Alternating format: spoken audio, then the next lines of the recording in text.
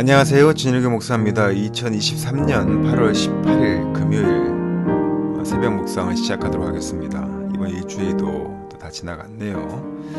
금요일 아침 또 하나님께 주시는 많은 은혜 받으시길 바랍니다.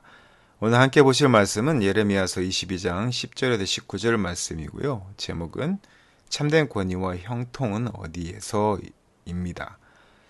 주제는요, 하나님이 우리를 상대하신 언약의 방식을 따라 사랑할 때 참된 권위와 형통이 찾아온다는 것이고요.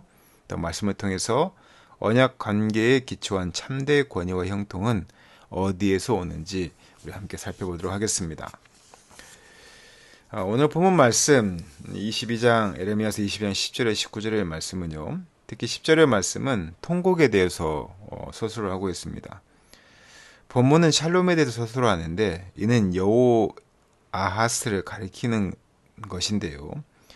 여호아하스는 요시아의 뒤를 이어서 왕이 되었지만 3개월 만에 애굽으로 끌려갔고 그의 뒤를 이어 여호아김이 왕이 되었습니다.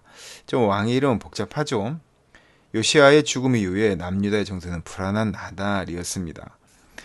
오늘 본문의 말씀이 이렇게 시작이 되어지는데요. 복잡하지만 오늘 본문에서 말씀하시는 바들을 좀 더 깊이 들여다보도록 하겠습니다. 위대한 개혁가를 아버지로 둔 살룸, 여호아하스인데요. 이 살룸은 아버지와 정반대의 길을 가다가 사로잡혀 갈 것임을 예언합니다. 거기서 죽을 것이니 다시는 이 땅을 보지 못하게 될 것입니다.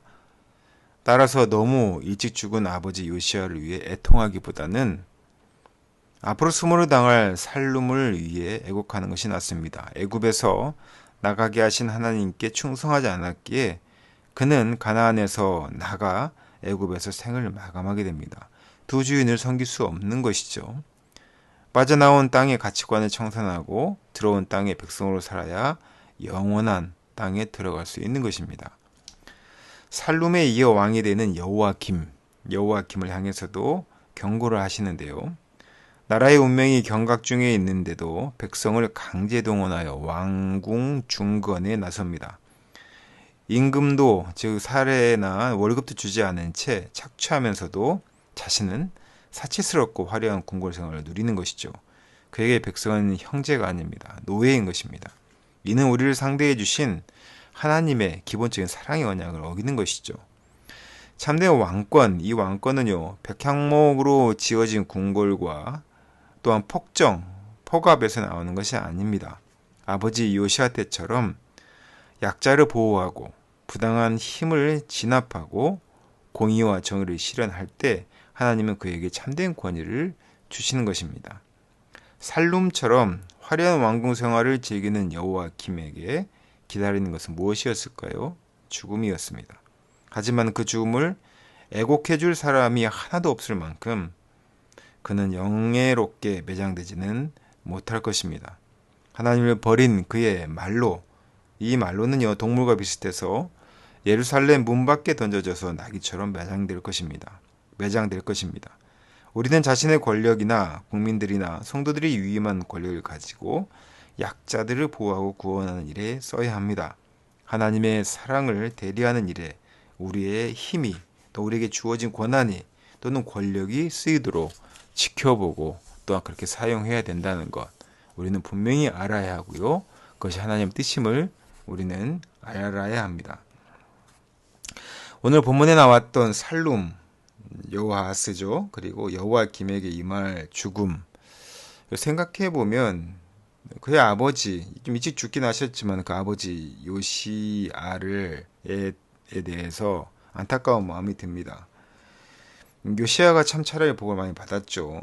아버지 요시아 왕은 약자를 보호하고 말씀드린 것처럼 부당한 힘을 진압했고요. 하나님께서 말씀하신 공의와 정의를 실현했던 사람입니다. 그래서 그에게는 참된 권위와 형통함을 주셨는데 그러나 살룸과 여호아김은 스스로 멸망하는 일을 자초했습니다.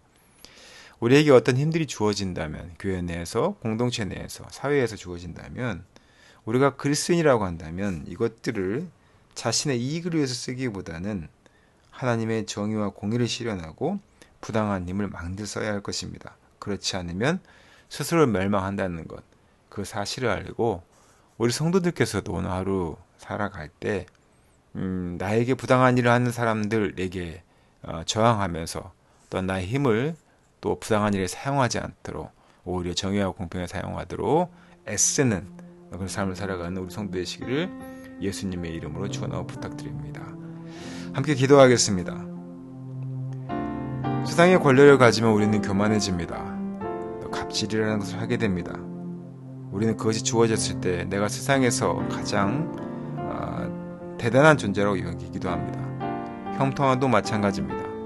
그러나 우리에게 주어지는 권위와 형통함이 하나님께서 우리에게 주시는 선물을 우리가 알게 하시고 하나님과의 관계에서 이웃의 관계에서 우리가 하나님의 사랑과 하나님의 능력과 하나님의 은혜를 나타내며 살아가는 우리 성들이 되게 하여 주시고 또한 우리가 그렇게 살아감으로 하나님이 주신 참 축복을 누릴 수 있는 존재임을 알게 하시고 이번 일주일 이 새벽 기도를 마치면서 우리 성도들 하나님께 주시는 참된 권위와 형통을 위하여 기도하며 잘 사용하며 살아가는 우리 성도들에게 주님 축복하여 주시옵소서. 이 모든 말씀 거룩하신 예수님 이름으로 기도드렸습니다. 아멘.